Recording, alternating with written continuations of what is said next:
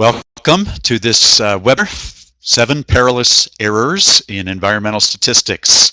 My name is Dennis Helsel. I know most of you, and I work with my own firm, Practical Stats. So what I'm going to do today for the next hour is to go over the 7 most common errors I've seen in environmental statistics, applying statistics to environmental science of a variety of types. And as far as questions go, I'm going to ask you to hold them. Well, actually, you don't have to hold them till the end. You are free to type them into the chat window, which is on the left-hand side. There's a little area at the bottom that you can type them in if you like. My guess is that I won't have time to get to many of them online here. So I will also give you my email address, although you can just go to our website and click the Contact Us button and send it to me that way. And what I will do will be to collect all of those questions for the next week and answer them. And I would say by the end of next week, I will send all of the questions and all of my answers back to all of you, at least to the email addresses that I have that you registered with. So you will be able to get them that way. With the number of people and the number of connections that have signed up today, I don't think we can do them online. So, but you're free to type them in now so that you don't forget them if you'd like. Type them into the chat window as we go along. And those plus any that you send me by email, I will answer and get back to you. So let's go ahead and get started. I think there are 7 repeated errors that I've seen in my 37 years. Some of them are errors because things have changed over that 37 years. And so the first thing I want to do is talk about the mistakes that people make when they deal with the thing called a p-value, what that means, and just go over that a bit. The next 3 errors have to do with what I call the flow chart. The basic idea here is that there are 3 errors related with deciding what test to use based on the shape of the data, whether it's a normal distribution or not a normal distribution. And I will give you a better flowchart and a better way of deciding what hypothesis test you should use. So those are 3 errors related to hypothesis tests. Error number 5, we'll talk about the most common one with regression, and that there are good things, better things than R-squared for evaluating regression equations. Talk a little bit about outlier tests and why they're not often very helpful. And then finally, just the most common error in data when you have detection limits. So those are the 7 errors that I've decided to emphasize because they seem to be the ones that are most commonly used. All right, error number 1, that a significant p-value tells you all you need to know about a test or a regression equation. And that's not really right. There's many other things that you should look at, but I'll focus on a few. And that comes from the fact that people often don't understand what a p-value is telling them. So it gives you some, p-value gives you some measure of the evidence against the situation where there's no signal. And that's significance is not the same statistically as usefulness, as something that would be practically useful to you. So what is a p-value? P-value is the probability of seeing a signal, like difference in means between groups, or a correlation, or a trend. All of those are signals when there is no signal in the real world. So it's the probability of a false positive, of seeing something or apparently seeing something that's not there out in the field. And a low p-value doesn't prove that there's a signal out in the field. It only says that it's likely. So the p-value gives you a measure of how unlikely the no signal, the null hypothesis is. So its primary use is to help people decide what to do. That's the hardest thing for a human being to do, and that's to make a decision. So which way do the data indicate that there's a signal in my data or that there's not? That's what a p-value can give you an indication of. So here's one example. Here's total dissolved solids, or TDS. This is a rather old data set, as a function of stream flow, which is capital Q, in a regression equation. And you can see underneath where it says estimate that there is a slope coefficient, and then across in a very typical regression table, the p-value for that coefficient. This p-value is 10 to the minus 10th, so there's going to be 9 or 10 zeros out before you hit the 1. So it's a very small number. It's telling you it's very unlikely that this would occur just by chance when the null hypothesis is true. Very unlikely that you would see and estimate a slope coefficient of this magnitude for this data when there is no signal. So it gives you an indication that there's a signal. Does that tell you that this is a great regression model? No. Here's a picture of the regression, and the regression does not fit the data very well. Why? Because the data are curved. The regression line's a straight line model. So a very simple example, but just going through and looking at a table of an output and a p-value isn't everything that you need to know. And in almost every situation, certainly every one I can think of, there's no substitute for doing a plot and seeing what the model looks like, or seeing what the difference in the groups looks like before you make a decision. So do not base it based on just a single number.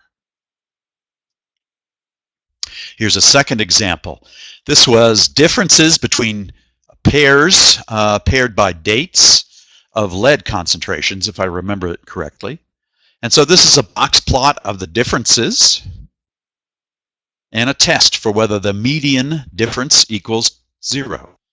So the median is the line in the middle of the box, of course, and it's a value of 1 here. And so the test will be testing whether this value of 1 it can be distinguished from 0. And the p-value is a value of 0.017. That tells you that if it was truly 0 and there was no difference out in the field between lead concentrations in 2001 and lead concentrations in 1996 at a variety of different sites, if there were no difference, you'd see a signal like this as consistently above 0, as this, about 1.7% of the time. That's what the p-value of 0.017 means. It's not a very common result that you would see if it was really a 0 difference out in the field. So most people would say that's a fairly small number. I'm going to reject that there's a 0 difference out in the field. That's my assumption. And based on the data that I've collected, I'll declare that there is. When you do that, don't just compute the p-value, report a confidence limit. So in this case, a 95% confidence limit on that median is 0.1 to 2 micrograms per liter. It's important information. Why? Because this may be statistically significant. It may show you that there has been an increase in lead in this 5-year period, but an increase of 1 microgram per liter may not be useful at all. It may not be something that matters to you health-wise, environmentally. So whether or not there is a statistical significance doesn't tell you whether there's something that's useful, whether there's something that you care about, whether there's something of concern. So statistical significance is not the same as usefulness. So just to summarize here, number 1, the significant p-value does not tell you all you need to know. First, understand what a p-value is. It's the probability of a false positive, a false statement of difference or trend or correlation when there really is not one out in the field. And that small p-value doesn't mean you have the best equation if this is a regression that you could come up with, so you need to do some work, even if the p-value is small, and see whether the model fits the data very well. And a small p-value doesn't tell you that the magnitude of difference is anything that you might care about or would be useful, or you would decide to do anything about it. So statistical significance is not the same as usefulness. All right, second and third and fourth, the next three errors have to do with the flowchart. So this is probably a flowchart that looks a lot like flowcharts you've seen in a variety of guidance documents. I've seen them in state documents, federal documents, company documents. And so it starts at the top where these orange letters are and says, let's assume that the data, to start off with, look like a normal distribution. And then we'll run a test to decide what type of test that we want to run. And this is for the situation of comparing groups. So first I'll run a test for normality. So it's an assumption that the data follow a normal distribution. If you cannot prove that they are non-normal, so you have to go with the assumption of normality, you'd go over to the right and run a t-test or analysis of variance, depending on how many groups there are. These are the traditional parametric procedures developed back in the 40s and 50s. If that test for normality shows that the data do not look like a normal distribution, and most things in the natural world, certainly in soils and water and air, in organisms, very rarely look like a normal distribution. So if you can detect that difference from a normal, that the shape does not look symmetric, then you would reject the null hypothesis and come down to the second line here, according to this flowchart. I'm not a fan of this flowchart, by the way. I'll tell you a better one. And so even then, we're going to try to hang on to using ANOVA or t-tests and say, well, maybe I could take logs, take the logarithms. If now the logarithms do not look anything different than a normal distribution, at least as far as I can tell, and telling that is a function of the number of data you have. If I cannot tell that they're non-normal, I'll run over here and do the analysis of variance or t-tests on the logarithms. And when you take logs, you've just shifted in what the objective is and what the test is actually doing. And then finally, if the test on logarithms does not look like a normal distribution, so we would reject the null hypothesis of that normality test on the logs, then a non-parametric test is allowed to be used. And when you use a non-parametric test, you are then computing another different objective. And so the problem that I have with this, there's several, but the primary one, the one I want to focus on today, is that these tests have different objectives. They test different things. And really what we should be using is a flowchart that says, this is my objective, therefore this is the test I'm going to use. So let's start off with error number 2. Testing for a normal distribution first to decide whether to employ a parametric or a non-parametric test is not a very good practice. Why? Because there are tests that will meet various objectives, and you should decide based on those. Most people use this test for normality because they're thinking about running a test. I'll call them parametric tests here, that's the general name, that assume the data, they require the data to have a specific shape. And there's really no need these days to run a test like that. There are very good tests that do not assume a normal distribution. So decide which type of test to run based on your objectives. And the primary difference in objective is, am I interested in the mean or am I interested in a typical value? When would I use a mean? I'd use a mean when I'm interested in totals, when I'm interested in things that accumulate. I'm interested in mass, volume, total exposure. When would I use a median? When I'm looking for typical patterns, differences between groups in general. Does one group generally give me higher values than the other? Is there a trend? Do concentrations generally increase or decrease over time? Those latter questions are frequency questions, and there are tests that test frequency questions. So tests on means and tests on medians answer two totally different questions. And it doesn't make sense to decide what question you're going to answer based on the shape of the data that you observe. Use a test that answers the question that you're interested in. So,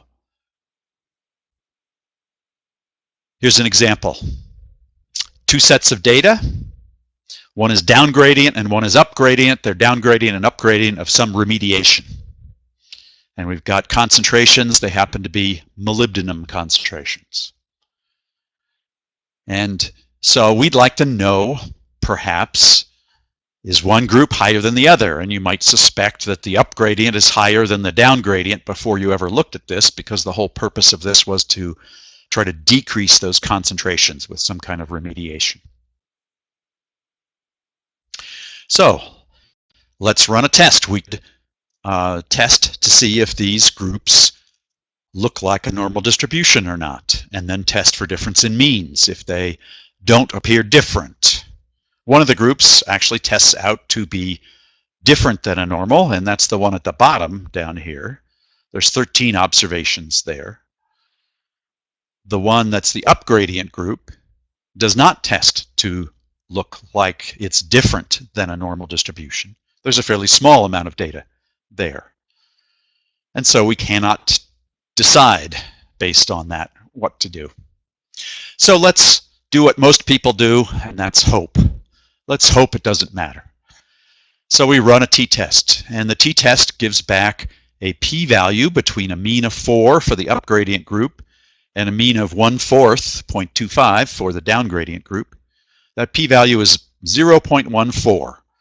Most people's cutoff for these p-values is the traditional one of 0.05. So this would say there's 14% probability that you could see this difference if you look at it through the t-test's point of view, which is not the same as what's being plotted here. But if you looked at it that way, there's about a 14% chance that you would see this when there is no difference. That's not strong enough evidence for me, the t-test, to decide that they're different.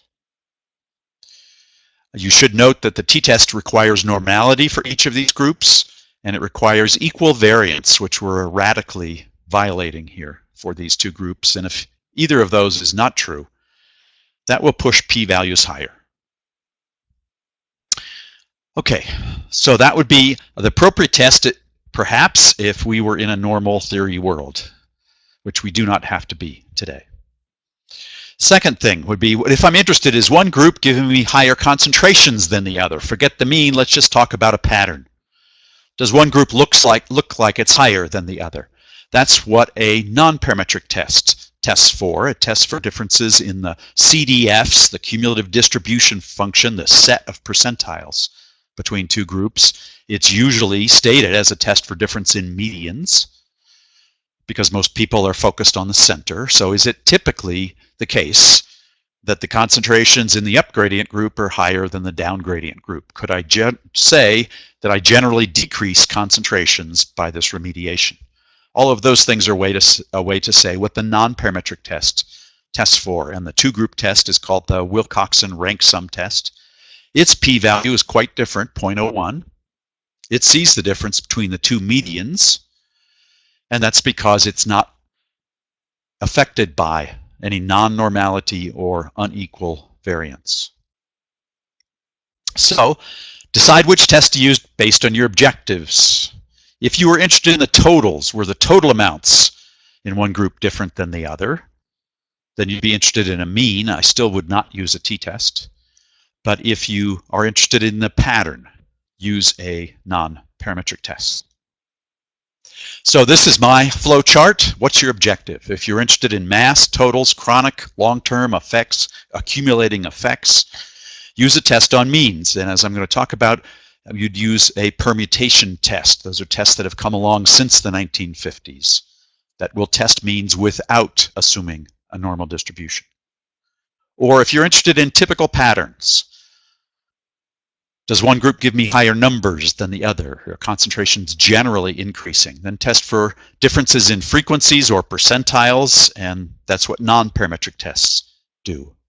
A rank is really just a transformation of a percentage. Okay, so Second concern, let me step it up a little bit, and the power of tests is the big issue with parametric tests. That older parametric tests have low power whenever data have outliers or they're skewed or the groups have different variants, and so the low power means p-values get pushed higher. And that's the situation we deal with all the time in the environmental sciences. Usually I deal with data that have all three of those characteristics. So ANOVA, analysis of variance, testing for multiple group differences in means, t-tests, testing for two group differences in means, or just even a confidence interval using the t-coefficient around a mean, don't work well for the type of data that we encounter usually. They have assumptions built in that we don't meet.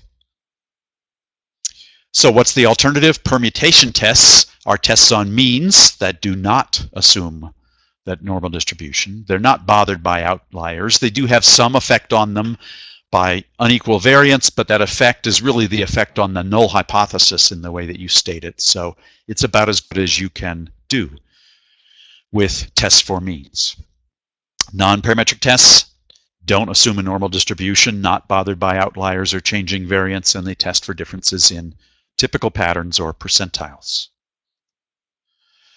And this is just a quick chart of power, typical power. If data were exactly normal, and the only way that that would happen is if you generated the data, then there's about a 4% benefit of using a parametric test like a t-test. That's a fairly small difference.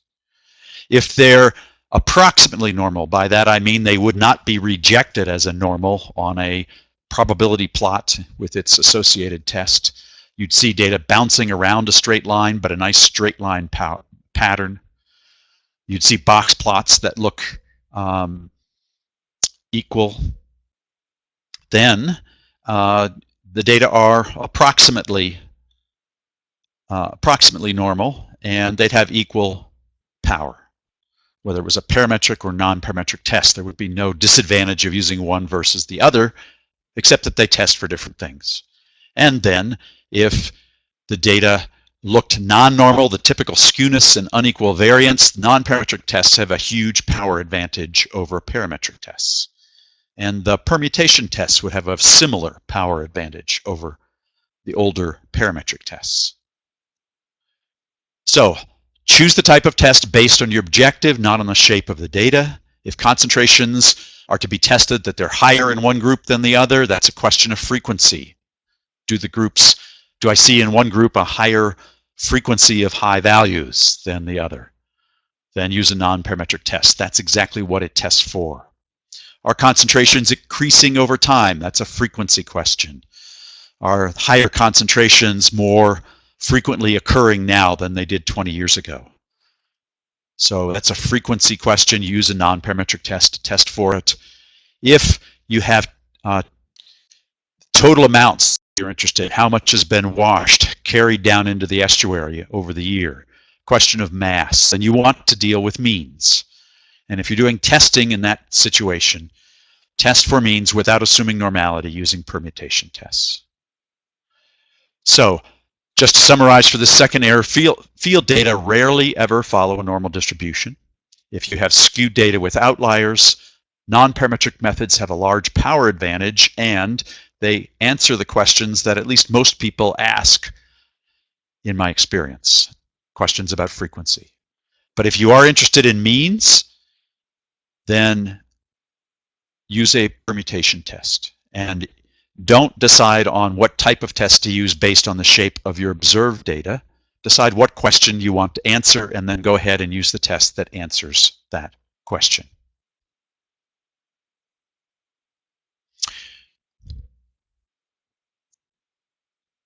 Okay, I did mention that for questions, you can type them in the chat window, but if you just send them to me by email afterwards, I will distribute them to everyone. So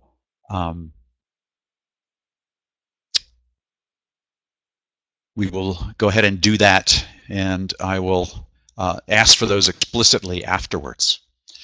All right, then finally, for the flowchart set of errors, using t-tests and ANOVA with small data sets don't have much power. So back to a question of power.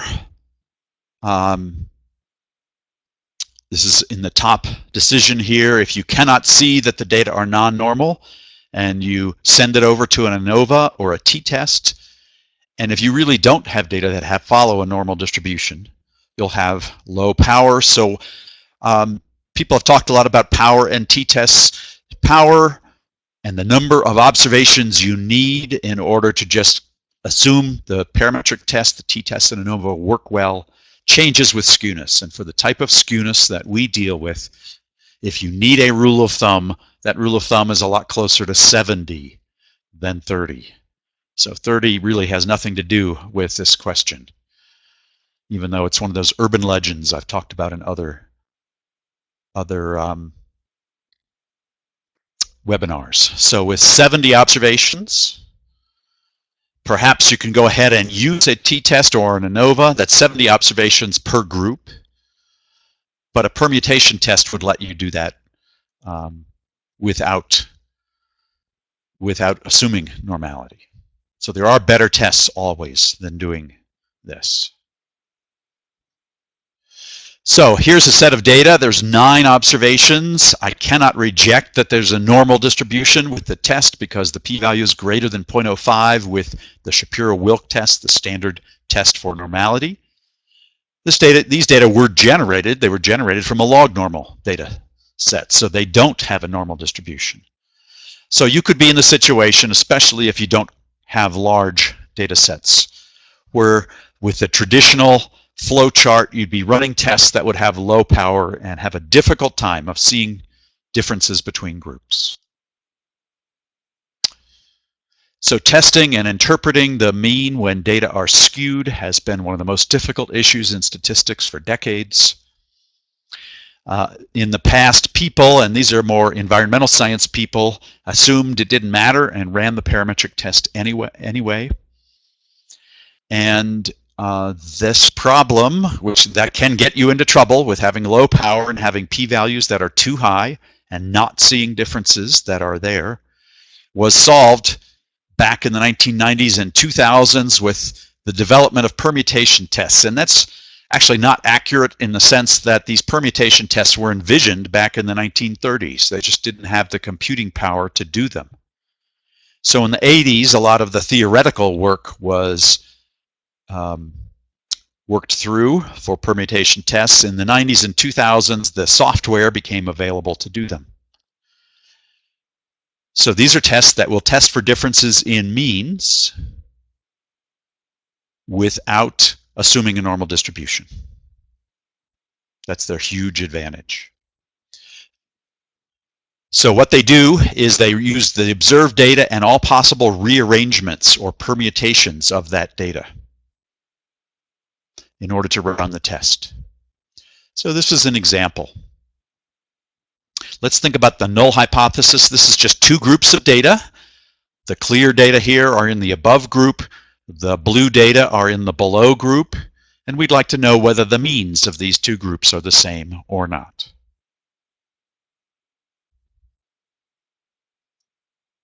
If the null hypothesis is true, this group assignment is arbitrary because we're saying that under the null hypothesis, when the null hypothesis is true, there is no difference in the concentrations. So the fact that I observed a concentration of 6 in the above group doesn't really matter. It could have just as well have been in the below group, because there is no difference in the concentrations between the 2 groups. So when the null hypothesis is true, this group assignment doesn't help me to distinguish concentrations. They might as well have been in the other group. So I could, and the computer will, randomly reassign the group assignments. And we'll call that a shuffle, just to kind of relate it to iTunes here. So in this shuffle, the 6, which was originally collected above in the above group, it gets assigned to the below group. And the 10 gets assigned to the below group, and so on. So we rearrange the locations, then compute a mean of the 3 above group data as they are reassigned. So that would be a mean of the value of 5. and the mean of the value of 16 and the mean of the value of 22. Those three values together compute their mean. That would be the mean of the above group. And then the data that are now assigned to the below group would be 6, 10, 8, and 18. We'd compute that mean. And that would be one random permutation, one shuffle, that if the null hypothesis were true, is equally likely to the one that we observed. So what permutation tests do is rearrange those data assignments to groups and compute a test statistic. This test statistic is just the difference in the two means. And when you rearrange them, you get a picture, and if you do that many thousands of times, you would get a picture of what the null hypothesis looks like. And that picture is one that's a picture without assuming that the data have any particular shape. Parametric tests required the assumption of a normal distribution because they could not do this. So they used the assumption that the data had a normal distribution to say, here's what the shape of the outcomes looks like. If the data were normal, then this outcome might have been a T distribution or an F distribution or something else. We can just look at all the possible results. In this case, with this small data set of 3 and 4 observations, there's 35 results. This is the observed value that we got 2 slides ago, the value of 9. The p-value is the probability of getting a 9 or something more extreme when the null hypothesis is true. And so the proportion of the area that's in red here of the total is our p-value. And that was computed without assuming a normal distribution. So in this two-group case, the p-value for the permutation test is 0.0018. There's no more data being used than with the t-test. That's a pretty big difference in p-values. It's simply, the difference is simply a measure of the fog of the t-test because it was assuming equal variance and a normal distribution. And we violated both of those assumptions with the data. So here we would say that the means are very likely to be different in these two groups. And they are, I think, just from the graph, likely to be different out in the field. We are likely to have decreased the mean concentration of molybdenum, not just the typical change from the medians. So permutation tests, there really are no disadvantages of using them over the t-tests and ANOVA. It's just that we're not familiar with them in environmental sciences. So this summarized as those just saying, use a permutation test if you're really interested in differences in means. Do not use the older normal theory tests. Back in 1935, Pearson, I believe it was, said these normal theory tests, assuming a normal distribution, running a t-test or an ANOVA, these are approximations. We know what we want to do, we can't do it. We don't have the computing power yet. You people 50 years later will be able to do them. He said something like that anyway. So now we can do them. All right, moving down to the last error with the flowchart, and then I'll skip through the rest pretty fast. These are really the ones I think are the most important right now because it's the ones that I see most commonly. So jumping down, take logs, run an ANOVA or a t-test on the logs if the data looks skewed to begin with. What are we doing when we take logs? We're putting the data on a different scale. So maybe I should try in this case to take logs and run a t-test. That would be the thinking here in the old way of doing things. So here's a plot of the logs of the data.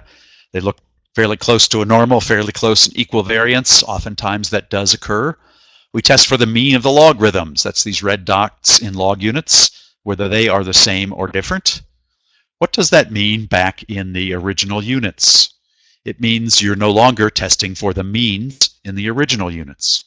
If you transform those means of the logs back into original units, you're testing for geometric means, which are the blue dots right here. And those geometric means are actually one way to estimate a median of the groups. They are not estimates, or at least not good estimates, of the mean of the groups. So by taking logs, you've changed the objective. It's a great way to test for typical values because that's what a median is. but it is not a test for means. So if you were really interested in a test for means by taking logs, you no longer have it. So if you're really interested in means, use a permutation test rather than taking logarithms. This would be a great test for medians. The p-values often turn out to be very similar to the non-parametric tests because those test for differences in medians. So, bottom line, use the test that answers the objectives that you want. You'll have to think through, what are my objectives? And use a permutation test if you're interested in means. Use a non-parametric test if you're interested in frequencies, typical patterns. All right, those are the first 4 errors. Moving on for the rest of the time, error number 5 with regression, that people tend to use just R² to find the best regression equation. And you need to realize that R² in units of the y variable. I know that it's a unit-less mathematically number, but it's in the direction of the y variable.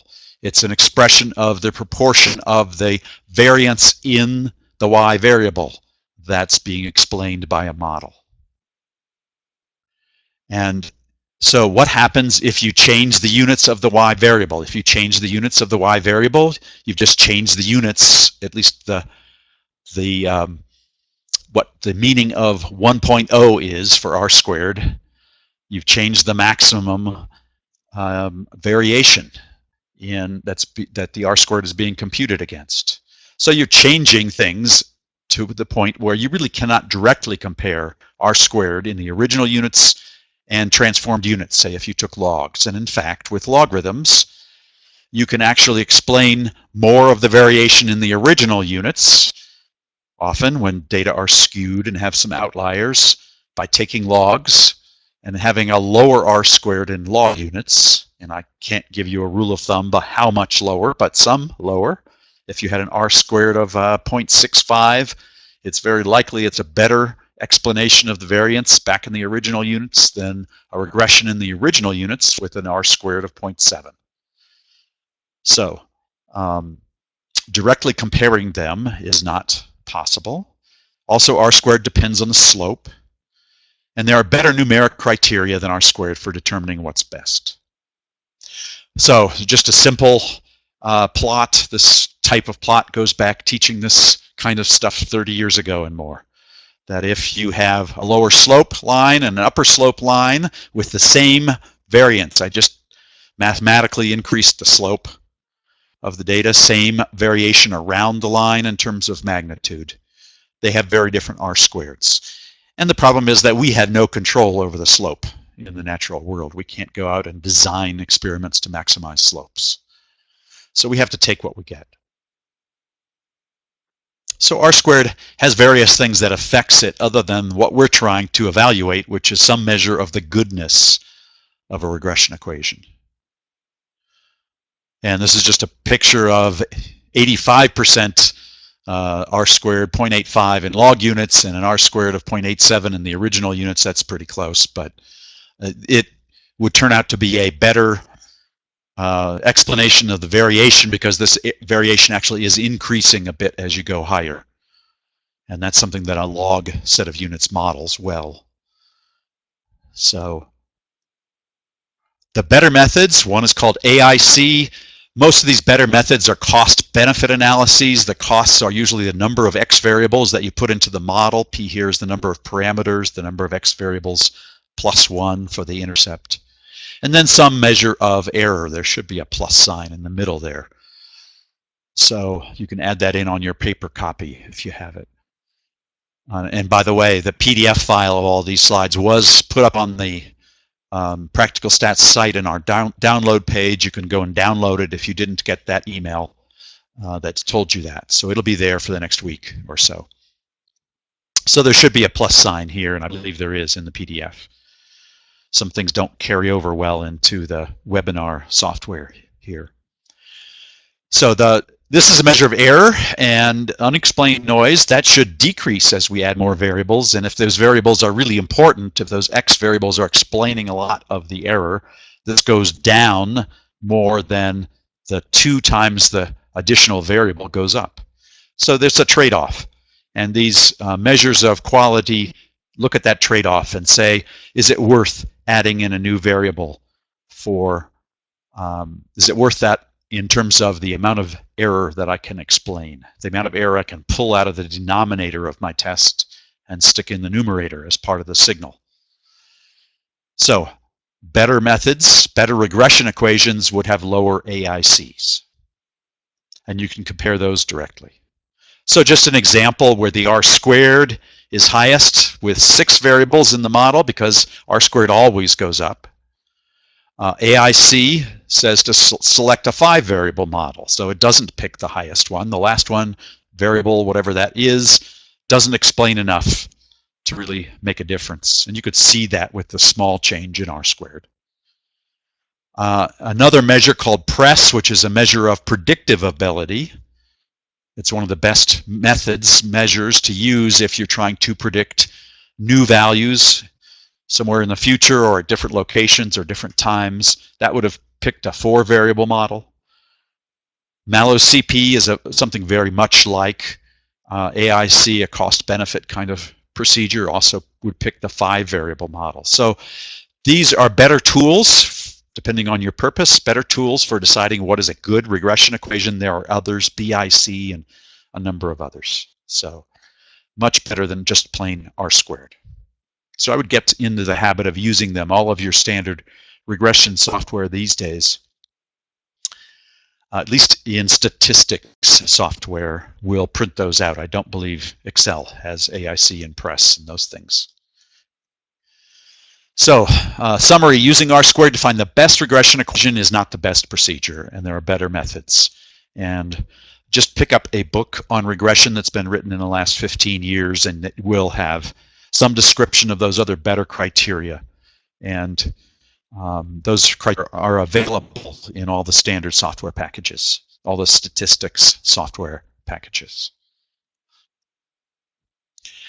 Error number 6, outliers. The bottom line for this is that there is no test in statistics for what is good data. That's a science question, not a numerical question. So there are outlier tests. What do? They don't find the bad data. They find different data. And you have to use your knowledge of science to decide if they're bad or merely different. So those tests, the Dixon and Rossner tests, are 2 of the very common tests for outliers. Dixon focuses on whether there's one outlier. Rossner's lets you test for multiple outliers. You do have to tell it ahead of time. These are the number of outliers that I have, I think.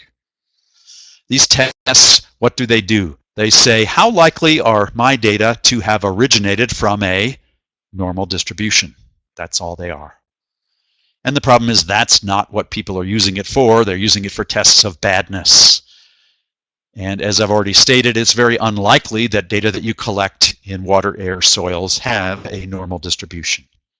So you most often will find in every data set you deal with 1 or more outliers because the data don't follow a normal distribution. And the question is whether that's bad or not. And these tests don't answer that question. What do cause outliers? An error in measurement. So if you can find that, you can plot the data, you can run these outlier tests, see that they're outliers, and then say, I better check that number. So if you find that there's an error, fix it or drop it if you can't fix it. But there's other sources as well. Contamination is the semi-statistical term where you have another population, another different set of data that have different characteristics, and they're blended together. So you have some background data, and then you have 1 or 2 or 3 values that actually have received contamination. Maybe they're over on one corner of the site. And so when you put all those together, the others look like they are outliers. If you want to describe the site and its characteristics, maybe compute a mean and think about the total mass that's in that site in the soils or in the water, then those data should be included. If you're trying to define background, then those should not be included. So this decision is one that's made by you as a scientist, not by a statistical test. And then there are many distributions of data in the natural world that are skewed. Many processes of adsorption, diffusion, and other things lead to skewed data. Just the fact that you have a zero lower bound. If you measure things that go down close to zero, they're going to be skewed, which means that some of the higher values will test out as being outliers. Does not mean there's anything wrong. It's just that you have skewed data. So just as an example, I generated a fairly mild skewness, much less than I usually deal with in data from the field. Has one outlier. Other than that, it looks fairly close to a normal distribution. And so the outlier test says, yep, that's an outlier. But these were actually generated from a log normal with a fairly low skew. So I could take logs. Here's the data. And now the point does not test out as an outlier. It turns out on the box plot to be the upper end of the whisker because it's the highest value, but it's not an outlier by the Dixon test. So can you say that you have a data set with a data value on the previous graph that is an outlier and it's bad, and now you take logs and it's no longer bad? No. So badness or goodness you're going to have to define by science. Outliers, deal with them. If you're not worried about using tests that have require a normal distribution, then don't worry about them for the most part, except in terms of concept that you have to think through why they're there. But they won't mess up a permutation test. They won't mess up a non-parametric test. So usually they have been deleted in the past because people were using t-tests and ANOVA. And t-tests and ANOVA are some younger people would say so 1950s. So not something that we need to use today. So you can use tests that don't really care about the outliers. You may care about them just to decide if data values are wrong, or that there is some non-background data mixed in and I'm trying to look at background. But those science questions are things that you could use as a follow-up from either these tests or even just a simple plot, but they don't define bad. That's the summary for this error. They're often the most valuable observations in the data set. They tell you that different conditions were used or some unusual event. One maybe it's you're not able to go out and sample a high flow event or something like that, and so they may tell you something that's the most valuable thing in the data set. Albert Einstein was an outlier, so don't be too quick to leave. And then finally, substitution. Substituting 1/2 the detection limit for non-detects. Has been the most common in the past method for dealing with non-detects, either 1/2 or the detection limit itself, or 1 over the square root of 2 times the non-detect. Any of those values, whether it's 1, 1/2, 2/3, 0.01573998, whatever value you want to multiply times the detection limit, has problems. Why? Because you're putting in a signal that's not there in the data, and that signal is not neutral. It produces invasive data that's alien to your natural ecosystem of data. And what it's putting in is a pattern of what the detection limits were in the laboratory or laboratories. And those often change. They change for structural reasons. Most of those reasons, they're not good when you plug that same pattern into your data set, because what you'll often find is differences in groups or changes over time that reflect the change in the lab, not anything to do with what's in the field. And there are better alternate methods. So just a simple example, here's some data that have a nice straight line pattern, some noise around the straight line. A correlation would have a correlation Pearson's R coefficient of 0.81. Regression would have a significant X, a significant distance variable here. That would be significant. Its slope would be significant. Nice idealized pattern. What happens if some of these are non-detects? And so I here have 2 detection limits, one at 1.5. There would have been a detection limit of 3 and a detection limit of 1.5. and I've put in a half the detection for each of these. It doesn't matter which number you put it in, because if you're using that constant value, then what you're putting in is a flat line. And that flat line is a very different signal than the regression slope. And so what you're doing is, by default, you're lowering the correlation, you're lowering the significance of any regression coefficients. You've not put in something that ignores the data. You've not put in just, oh, it's halfway between the possible values of 0 and the detection limit. You've put in a flat line. So when you start to think beyond just one number, but multiple numbers, and use substitution, when you do substitution multiple times, you're putting in a pattern, and that pattern's not the one that was in the field. And this is just the classic example of a trend analysis, where there's a bunch of data that's bouncing around, but there is no trend in the aquifer or the stream. Detection limits go down over time, so you can put in the detection limit value, or half, or 2/3, or whatever, and your values will start to go down over time. By substituting, you're putting in a downtrend that was not there in the data, and you'll get a great significant trend test that's not there. So you don't want to do that. We've known these kind of things for a long time. Here are two esteemed statisticians who are gray at this point, and published something back in 1986 that said, when you're thinking about means and medians and those kinds of things, summary statistics, substitution doesn't work well. There's better methods. They listed some of those methods. So that is now 30 years ago. Am I counting that right? 30 years ago this year. Okay. A little bit more recent, 10 years ago, the developers of the ProUCL software package at EPA said, if you're trying to compute a UCL 95, a confidence interval around the mean,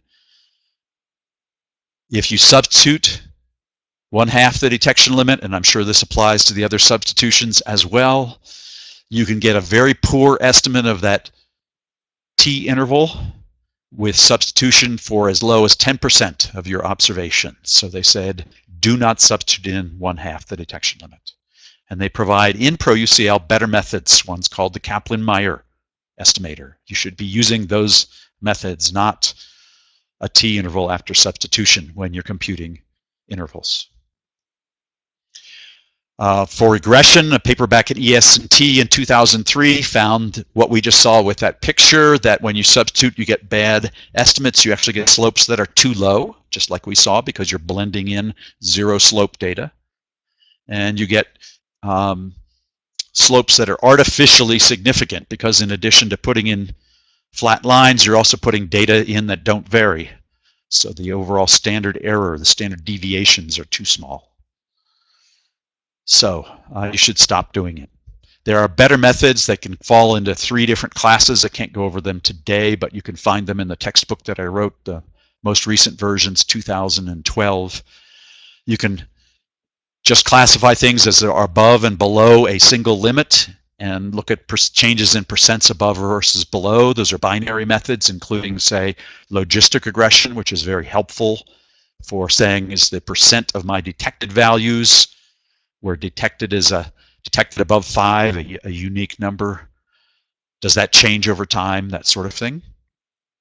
You can rank data and run non-parametric tests. There are survival analysis methods, things that were developed usually in the medical statistics, that handle multiple thresholds, multiple detection limits for us. And those are all in that book, so there's the reference. So don't substitute. It does cause problems. It can put in a signal that's not there, like the trend example. It cannot see things that are there, like the regression example. So, and there are better methods available. Okay, so to wrap up, you can find a PDF of all of the slides that we have done today on our downloads page. Go grab it. It'll be there for a week or so. There's newsletters there. I think most of you probably are signed up for the newsletter, but if you're not, it's free. Comes out once every 2 months, and there's a lot of information on the site on many of these errors, on permutation tests and where you can go to do them, and non-detects and so on. We're doing webinars and online classes this year. You can go to the training site. These are 2 books. Many of you are familiar with the Helsel and Hirsch book. We are adding 3 authors, and our goal is to get it out this year. Bob Hirsch again and I are both in with gray hair, and we'd like to leave a legacy. So there should be a new edition. It'll be all the examples will be run in R. We'll give you our code for running everything in the entire book. We'll be adding in permutation tests and other things. So that should be coming this year. We'll see how well we do. You can send questions to me through the emails. The main one is ask, A-S-K, at practicalstats.com. That's where you've been getting emails for this webinar. But you can also send it to that same thing by going to the Contact Us page. I will grab the questions that you've put in here, and we'll send the answers back to you in about a week and a half. Send them in. Try to send them in this week so you give me time, because I think there might be a lot of them. And I'll do them sitting on a plane or something next week. I have to do that. But send me them at ask@practicalstats.r. I will send them out to each of the people that registered and send you all the answers to all the questions, not just your own. So with that, thank you very much for attending. I appreciate your time. I hope it was helpful, and look to see you online somewhere in the future, maybe either in a webinar or a course. Talk to you later. Thanks again. Goodbye.